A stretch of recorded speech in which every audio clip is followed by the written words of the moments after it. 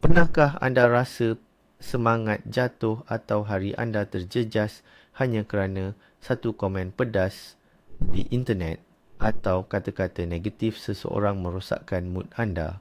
Bagaimana pula jika saya katakan kepada anda ada satu rahsia kuno untuk minda anda yang membolehkan anda menangkis segala negativiti persis perisai kebal menangkis anak panah?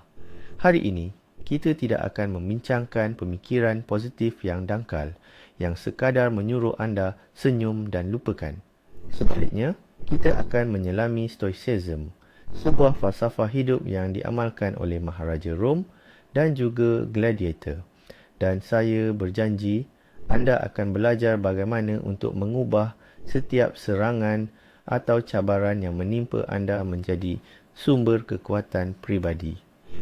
Pula anda gerun mendengar perkataan falsafah.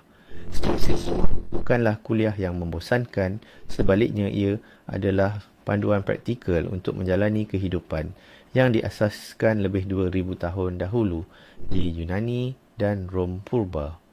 Antara tokoh penting dalam falsafah ini ialah Maharaja Marcus Aurelius, penasihat Empire Seneca dan bekas hamba abdi bernama Epictetus. Mereka ini berhadapan dengan pengkhianatan, peperangan dan ancaman maut setiap hari. Sistem mereka untuk terus bertahan dan berkembang, maju kekal relevan dan berkesan sehingga kini. Konsep utama Stoicism sangat mudah tetapi jenius. Kunci kepada ketenangan dan kekuatan letak pada dunia luaran, tetapi jauh di dalam minda kita sendiri. Kita kupas cara memanfaatkannya. Baiklah, mari kita mulakan dari asasnya dengan sistem operasi untuk minda kita yang kaum Stoik namakan dikotomi kawalan. Bunyinya mungkin agak ilmiah, tetapi sebenarnya ia adalah idea yang paling mudah dan paling berkuasa. Bayangkan anda menarik satu garis membahagikan seluruh alam semesta kepada dua bahagian. Di satu pihak, semua perkara yang mutlak tidak dapat anda kawal. Di pihak lain, apa yang 100% dalam kuasa anda. Jadi, apa yang termasuk dalam kategori pertama yang berada di luar kawalan kita? Hampir semuanya. Cuaca, kadar pertukaran mata wang, kesesakan lalu lintas. Dan yang paling utama untuk kita fahami hari ini adalah ini termasuklah pendapat, kata-kata dan tindakan orang lain. Kritikan mereka, pujian mereka, komen jahat mereka atau ketidakpedulian mereka sepenuhnya. Mencuba untuk mengubah pendapat mereka secara paksa, sama seperti menjerit ke arah ribut untuk menukar arahnya. Ini adalah pertempuran yang sia-sia dan menguras tenaga, di mana anda pasti akan kalah dan akan menghabiskan seluruh tenaga anda. Baiklah, kalau begitu, apa yang sebenarnya tinggal untuk kita? Apa yang masih boleh kita pengaruhi? Nah, di sinilah bermula bahagian yang paling menarik. Ini kerana di sebalik batasan itu terdapat satu-satunya perkara yang benar-benar penting dan yang 100% dalam kawalan anda. Ia adalah pemikiran anda sendiri, penilaian anda terhadap apa yang berlaku dan reaksi anda terhadap kejadian tersebut. Renungkanlah ini. Tiada siapa yang boleh masuk ke fikiran anda dan memaksa anda untuk berasa tersinggung. Tiada siapa yang boleh secara paksa menimbulkan perasaan marah atau sedih dalam diri anda, melainkan dengan persetujuan senyap anda. Dunia luar mungkin memberikan pencetus, mungkin menyajikan anda dengan satu kejadian. Tetapi label yang anda berikan kepada kejadian itu, baik, buruk, dahsyat, menyinggung perasaan, itu adalah pilihan mutlak anda. Dan dalam pilihan inilah tersembunyi kebebasan dan kekuatan yang luar biasa. Ini adalah kuasa besar sebenar anda, keupayaan untuk menguruskan dunia dalaman anda, tidak kira kekacauan luaran. Jadi, langkah praktikal pertama yang kita ambil sekarang ialah kita berhenti secara sedar melaburkan tenaga dan masa berharga kita kepada perkara-perkara yang di luar kawalan kita. Bayangkan tenaga anda sebagai sumber yang terhad, contohnya seperti cas bateri telefon. Setiap kali anda marah kerana kesesakan lalu lintas, risaukan pandangan serong orang lain atau menghabiskan berjam-jam berdebat di internet, anda hanya membazirkan cas itu begitu sahaja. Mari kita lihat contoh yang lebih konkret. Seseorang menulis kepada anda di media sosial komen yang marah dan tidak adil. Komen itu sendiri hanyalah sekumpulan piksel pada skrin. Ini adalah fakta luaran, sama seperti bunyi hujan di luar tingkap. Ia wujud bebas daripada anda. Anda tidak boleh memadamkannya dari fikiran orang lain atau memaksa mereka untuk berfikir secara berbeza. Ini di luar kawalan anda. Tetapi apa yang berlaku selepas itu adalah sepenuhnya tanggungjawab anda. Dan inilah yang berlaku seterusnya. Antara kejadian ini, kemunculan sesebuah komen dan reaksi anda terhadapnya, sentiasa ada jeda yang sangat singkat, hanya sekelip mata.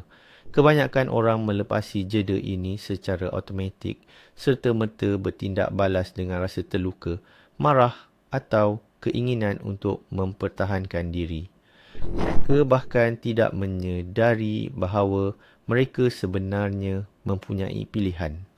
Ajaran Stoik pula mengajar kita untuk memanjangkan jeda ini, mengubahnya dari sekelip mata kepada detik yang penuh kesedaran. Pada saat inilah kita perlu berhenti dan bertanya kepada diri sendiri, adakah ini dalam kawalan saya atau tidak? Komen itu sendiri memang tidak, tetapi reaksi saya terhadapnya, ya. Dan pada ketika inilah anda boleh memilih untuk tidak berasa kecil hati. Anda boleh memilih untuk tidak marah. Anda boleh memilih untuk menganggap kata-kata itu sebagai bunyi bising yang tidak bermakna. Anda tidak memendam emosi. Anda cuma membuat keputusan untuk tidak menciptakannya secara tiba-tiba. Prinsip utama stoicisme seperti yang diungkapkan oleh Epictetus sejak zaman dahulu lagi ialah bukan benda itu sendiri yang menyusahkan kita, tetapi cara kita memandangnya. Renungkanlah betapa mendalamnya makna ini. Anda tidak kecewa dengan penghinaan itu sendiri. Sebaliknya, apa yang mengganggu anda ialah penilaian dalaman anda. Ini tidak adil, saya dihina, reputasi saya terancam. Penghinaan bukanlah realiti objektif, seperti graviti contohnya. Ia hanyalah pandangan subjektif orang lain. Dan ia hanya menjadi racun apabila anda sendiri bersetuju dengannya dan memprosesnya melalui lensa persepsi diri anda. Jika ada yang memanggil anda zirafah, anda tidak akan tersinggung. Bukan, anda hanya akan menganggap orang itu pelik. Ini kerana anda tahu pasti bahawa anda bukan zirafah. Jadi, mengapa pula anda terasa hati apabila dipanggil bodoh atau tidak cekap? Ini kerana jauh di sudut hati ada secebis keraguan. Seorang stoik pula akan melayan apa jua penghinaan sama seperti kenyataan anda zirafah, iaitu sebagai maklumat yang langsung tidak relevan dengannya. Mari kita gunakan satu metafora yang sangat kuat. Bayangkan minda anda adalah sebuah kubu yang tidak dapat ditembusi. Ia adalah benteng ketenangan dalaman anda. Di luarnya, badai mungkin mengamuk, tentera musuh mungkin berteriak hinaan di bawah tembok, melancarkan panah api kabar angin dan kritikan. Namun, tiada siapa, sama sekali tiada siapa, boleh masuk ke dalam kubu ini tanpa izin peribadi anda. Setiap kali anda bertindak balas secara emosi terhadap perkara negatif, anda sebenarnya menurunkan jambatan gantung, membuka gerbang dan menjemput musuh masuk. Selamat datang, duduklah, anggaplah ini rumah sendiri, ini bilik dengan pemandangan terus ke harga diri saya. Anda sendiri yang memberikan kuasa kepada kata-kata orang lain ke atas dunia dalaman anda. Stoicisme mengajar kita untuk sentiasa mengunci rapat gerbang kubu ini. Perhatikan apa sahaja yang berlaku di luar dengan tenang, seperti seorang komandan yang tahu temboknya kukuh dan musuh tidak berdaya. Kemahiran praktikal seterusnya yang boleh anda gunakan setiap hari ialah kemampuan untuk memisahkan fakta tulen daripada tafsiran emosi. Otak kita amat gemar mendramatisir sesuatu. Ia mengambil satu peristiwa mudah lalu melabelkannya dengan pelbagai andaian. Contohnya, daripada berfikir, bos saya meninggikan suara. Semasa perbincangan projek, otak kita menjerit, bos benci saya. Dia memalukan saya di hadapan semua orang. Saya akan dipecat tak lama lagi. Seorang stoik pula bertindak seperti pakar bedah. Dia dengan teliti menyingkirkan semua lapisan emosi yang tidak perlu ini. Dia melatih dirinya untuk merumuskan apa yang berlaku dengan seobjektif dan seneutral mungkin. Bukan dia memalukan saya, tetapi orang itu mengucapkan beberapa perkataan dengan nada yang tinggi. Dapatkah anda rasakan betapa ketegangan drama itu menurun? Apabila anda menyingkirkan penilaian beremosi, seringkali masalah itu tidak lagi wujud. Sebaliknya, hanya tinggal fakta mudah yang boleh anda tangani dengan tenang atau sekadar mengabaikannya. Bagaimana pula jika kritikan itu nampak adil dan benar-benar mengganggu emosi anda? Bagaimana pula jika kita ditegur tentang kelemahan sebenar diri kita? Di sinilah pendekatan stoik menjadi sangat berkesan. Seorang stoik yang bijaksana akan bertanya dua soalan mudah kepada diri sendiri. Soalan pertama, adakah apa yang dikatakan itu benar? Jika jawapannya, ya, memang benar, saya ada tersilap di sini. Jadi mengapa pula perlu terasa hati? Anda baru sahaja diberikan satu perkhidmatan percuma. Sama seperti dalam permainan video, mereka telah menyerlahkan zon kelemahan anda. Daripada marah kepada penyampai berita itu, kita sepatutnya mengucapkan terima kasih, mengambil maklumat tersebut untuk dipertimbangkan dan berusaha untuk memperbaikinya. Terasa hati dengan kritikan yang benar adalah sama seperti marah pada cermin kerana menunjukkan wajah anda yang kotor. Cermin itu tidak bersalah. Anda cuma perlu pergi dan basuh muka. Bagaimana jika jawapan kepada soalan adakah ini benar adalah tidak yang tegas? Bagaimana pula jika kritikan itu sama sekali tidak adil, tidak masuk akal dan tidak berasas langsung? Pada ketika itu, seorang pengikut Stoa akan bertanya kepada dirinya soalan kedua. Apa gunanya saya memberi reaksi emosi terhadap perkara ini?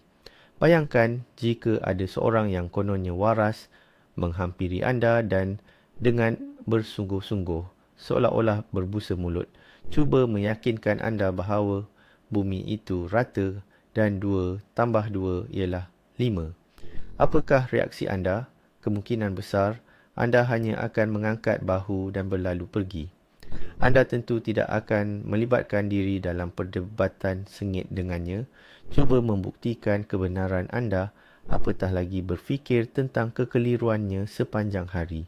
Anda sedar bahawa itu adalah kesilapan dia, masalah dia, pandangan dia yang pincang tentang realiti.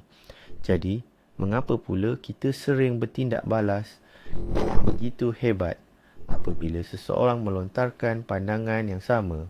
Salahnya mengenai diri kita.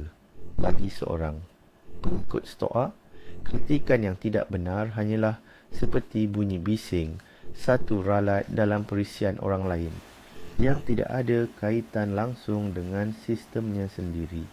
Mari kita bongkar satu mitos besar yang sering disalah anggap dan sebenarnya merosakkan. Ramai yang menyangka bahawa pengamal stoicism itu hanyalah patung batu. robot tanpa perasaan yang menekan setiap emosi mereka. Tanggapan itu sama sekali meleset. Sebenarnya, stoicisme bukan tentang ketiadaan emosi, tetapi tentang cara menguruskan emosi tersebut. Marcus Aurelius, Seneca, mereka adalah manusia biasa, punya perasaan. Mereka turut merasai kemarahan, ketakutan dan kekecewaan. Namun, perbezaan utamanya adalah mereka tidak membenarkan emosi ini mengambil alih kawalan diri mereka. Mereka menganggap emosi seperti tetamu yang datang bertandang. Bayangkan kemarahan itu datang. Mereka akan berkata, salam kemarahan, aku sedar kehadiranmu. Silakan duduk di sudut sana. Namun, akulah yang memegang kendali di sini. Mereka adalah tuan di dalam rumah jiwa mereka sendiri, bukan hamba kepada perasaan yang datang dan pergi. Seorang pengamal stoicisme bukanlah untuk menjadi tidak berperasaan, tetapi untuk mencapai keadaan apatia. Maksud asalnya mengikut bahasa Yunani, iaitu kebebasan daripada nafsu, daripada reaksi yang tidak terkawal dan tidak rasional. Satu lagi teknik cemerlang untuk kesihatan mental, ahli falsafah Stoa menggelarkannya pandangan dari atas atau pandangan Plato. Apabila ada sesuatu yang amat meresahkan, seperti rasa dendam atau masalah yang terasa begitu besar dan membebani anda sepenuhnya, cuba lakukan senaman imajinasi yang mudah ini. Bayangkan anda melayang dari bumi dan mula naik semakin tinggi dan tinggi. Rumah anda, ia menjadi sekecil titik. Kemudian bandar anda diikuti negara. Dan akhirnya seluruh planet, sebuah berbola biru hijau kecil dalam kepekatan angkasa yang gelap dan tidak berpenghujung. Dan sekarang, cuba dari ketinggian ini, amati diri anda dan masalah bencana anda itu. Dalam skala alam semesta, ia hanyalah seperti sebutir habuk mikroskopik, bukan? Teknik ini bukan untuk menidakkan perasaan anda, tetapi ia membantu meletakkan segalanya dalam perspektif yang betul dan menyedarkan anda bahawa kebanyakan kerisauan harian kita tidak berbaloi dengan tekanan mental yang kita alami. Kaum Stoa sentiasa mengamalkan apa yang dikenali sebagai memento mori, peringatan tentang kematian. Kedengaran muram, tetapi sebenarnya ini adalah salah satu prinsip yang paling menguatkan semangat hidup. Peringatan berterusan kepada diri sendiri bahawa masa kita di dunia ini terhad berfungsi sebagai penapis paling ampuh untuk segala yang tidak penting. Apabila kita menyedari bahawa kita mempunyai bilangan hari, jam dan minit yang terhad, kita mula bertanya kepada diri sendiri, adakah saya mahu menghabiskan tempoh masa yang unik dan tak ternilai ini untuk kemarahan, dendam atau bergaduh dengan orang asing di internet? Jawapannya hampir selalu tidak. Marcus Aurelius menulis dalam diarinya, tidak lama lagi kamu akan melupakan segalanya dan segalanya akan melupakanmu. Ini bukanlah pemikiran yang menyedihkan, tetapi sebaliknya membebaskan. Ia membuang segala yang remeh-temeh dan memaksa kita untuk fokus pada apa yang benar-benar penting di sini dan kini. Kemudian, ada satu lagi instrumen yang pada pandangan pertama mungkin kedengaran paradoks, premeditatio malorum. Ini boleh diterjemahkan sebagai memikirkan keburukan terlebih dahulu atau visualisasi negatif. Berbeza dengan psikologi popular moden yang menggalakkan kita berfikiran positif sahaja. Golongan Stoik menasihatkan kita untuk melakukan yang sebaliknya. Setiap pagi, mereka menyarankan agar kita meluangkan beberapa minit untuk membayangkan bahawa segala-galanya boleh berlaku tidak seperti yang diharapkan. Sebagai contoh, bayangkan anda mungkin dikritik secara tidak adil hari ini. Anda akan terperangkap dalam kesesakan lalu lintas atau orang yang anda sayangi akan mengecewakan anda. Matlamat latihan ini bukanlah untuk menjerumuskan anda ke dalam kemurungan, tetapi untuk mempersiapkan minda anda. Pertama, jika salah satu daripada perkara ini benar-benar berlaku, ia tidak akan mengejutkan anda. Anda akan bersedia dari segi mental. Kedua, dan ini yang paling penting, jika tiada apa-apa yang buruk berlaku, anda akan berasa sangat lega dan bersyukur atas hari yang biasa. Anda akan mula menghargai perkara-perkara kecil yang selama ini anda ambil mudah. Mari kita bincangkan matlamat utama. Mana sebenarnya arah tuju kita? Dunia moden meyakinkan kita bahawa kebahagiaan itu adalah pencapaian luaran. Misalnya, likes di media sosial, jawatan tinggi, kereta mewah, serta penerimaan atau pujian daripada orang sekeliling. Kita sentiasa mengejar pencapaian luaran ini dan pengejaran inilah yang menjadikan kita mudah terdedah. Ini kerana semua ini boleh diambil daripada kita bila-bila masa sahaja. Namun, golongan Stoa pula berpendapat satu-satunya kebaikan sejati yang mustahil hilang dan sepenuhnya bergantung kepada anda adalah kebajikan, iaitu usaha untuk menjadi insan yang baik, menjadi bijaksana, adil, berani dan bersederhana dalam keinginan. Apabila fokus utama anda beralih daripada mendapatkan pengiktirafan luaran kepada membangunkan karakter dalaman anda, kritikan dan perkara negatiflah akan kehilangan kekuatannya. Apa bezanya apa yang orang lain katakan tentang anda, jika anda tahu anda melakukan perkara yang benar? Pergeseran fokus ini adalah pengubah keadaan yang sebenar. Apabila anda menumpukan sepenuhnya pada tindakan anda dan bukannya pada hasil tindakan tersebut, anda akan menemui ketenangan minda yang luar biasa. Bayangkan anda seorang pemanah. Tugas anda adalah melakukan segala yang termampu.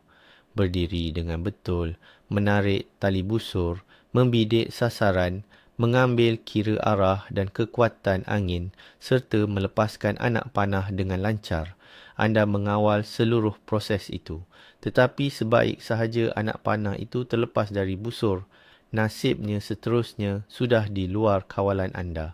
Tiupan angin kencang secara tiba-tiba boleh melencongkannya daripada sasaran.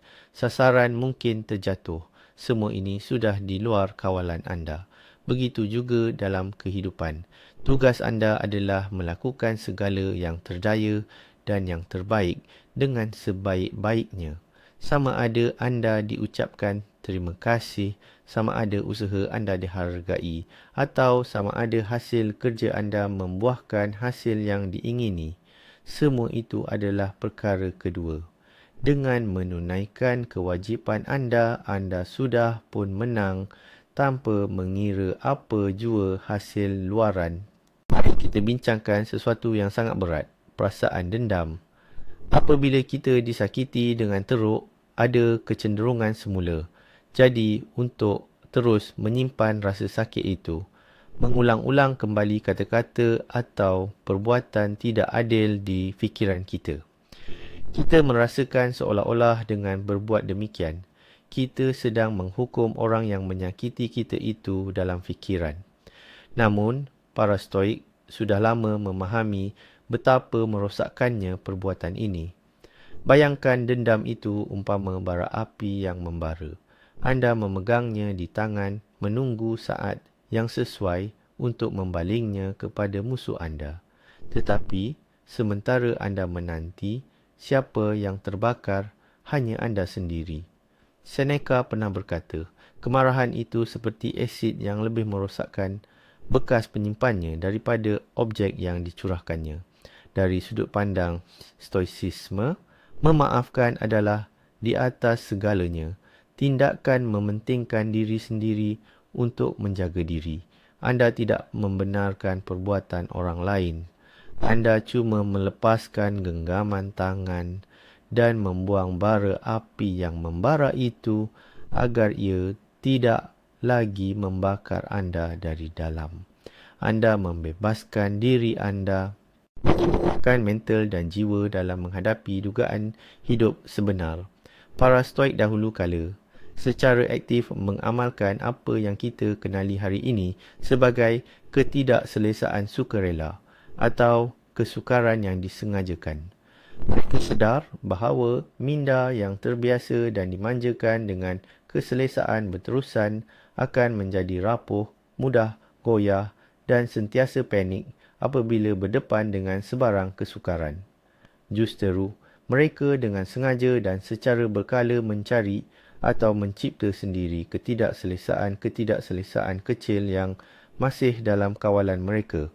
Jadi, apakah bentuk ketidakselesaan sukarela ini dalam dunia moden kita?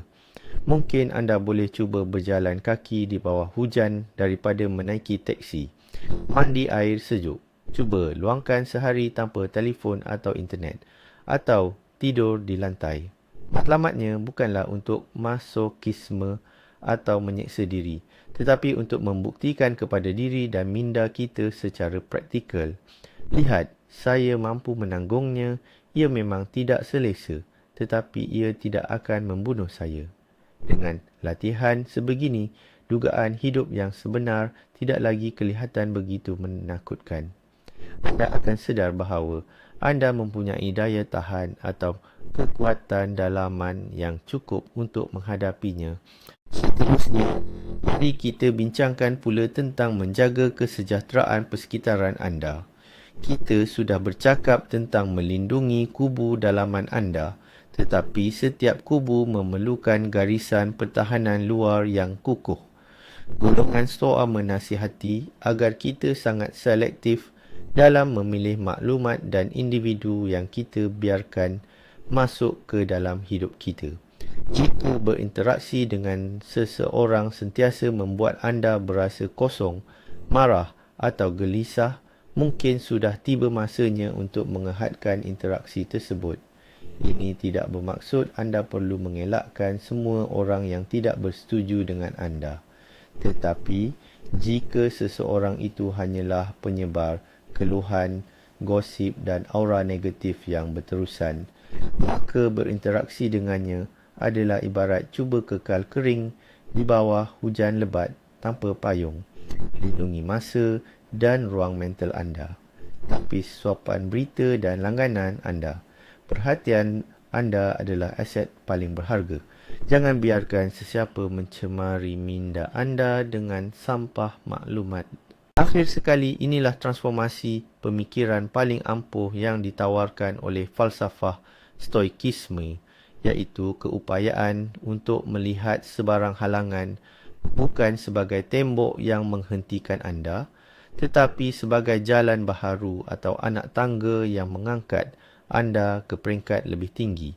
Raja Marcus Aurelius pernah mengungkapkannya begini: halangan kepada tindakan akan memacu tindakan itu. Apa yang berdirilah di jalan akan menjadi jalan itu sendiri. Apa maksudnya ini? Apa jua negativiti, apa jua kesulitan, apa jua kritikan, ia bukan sekadar masalah. Ia adalah peluang. Peluang untuk melatih kesabaran. Peluang untuk menunjukkan keberanian. Peluang untuk menjadi lebih bijak. Ada orang menghina anda. Ini adalah peluang keemasan untuk melatih kawalan diri. Projek anda gagal. Pengajaran yang tidak ternilai untuk masa depan. Apabila anda mula melihat dunia melalui lensa ini, anda akan menjadi individu yang tak dapat ditewaskan. Kerana segala yang dilemparkan musuh atau takdir ke kaki anda dengan harapan anda tersandung, anda hanya mengutipnya dan menggunakannya untuk membina podium kejayaan anda. Dan kini kita tiba ke inti pati, kepada titik perubahan yang mengubah segalanya. Bertahun-tahun kita beranggapan bahawa tugas utama kita adalah mengubah dunia di sekeliling kita, membuat orang lain lebih baik hati dan memastikan keadaan sentiasa memihak kepada kita. Kita seringkali seperti berjuang melawan angin. Namun, rahsia utama Stoikisme kuasa besarnya yang sebenar terletak pada kebenaran yang mengejutkan ini. Anda tidak perlu mengubah apa-apa di luar diri anda. Satu-satunya perkara yang perlu diubah adalah sikap anda. Pada saat anda menyedari bahawa tiada siapa dan tiada apa pun yang boleh mengganggu ketenangan fikiran anda tanpa izin anda sendiri, anda akan menjadi benar-benar kebal. Penghinaan akan menjadi sekadar bunyi bising. Kegagalan menjadi pengajaran. Tragedi menjadi ujian ketabahan. Inilah kemenangan sejati. Bukan kemenangan ke atas orang lain, tetapi ke atas satu-satunya musuh yang penting, iaitu reaksi kita sendiri yang tidak terkawal. Secara ringkasnya, satu perkara yang perlu diingat, anda tidak boleh mengawal apa yang dilemparkan kepada anda, tetapi anda sentiasa mengawal sama ada ia akan benar-benar memberi impak kepada diri anda. Benteng dalaman anda tidak dapat ditembusi, melainkan jika anda sendiri yang membuka gerbangnya. Terima kasih kerana menonton video ini sehingga habis. Jika video ini membuat anda berfikir atau memberikan sekurang-kurangnya satu alat berguna, sila tekan butang suka dan langgan saluran ini agar tidak terlepas episod baharu. Dan sekarang, satu soalan untuk anda. Negatif apakah yang paling sukar untuk anda abaikan secara peribadi? Kritikan daripada orang tersayang, serangan daripada orang yang tidak dikenali di alam maya, atau pemikiran kritis diri sendiri? Tuliskan di ruangan komen. Mari kita bincangkan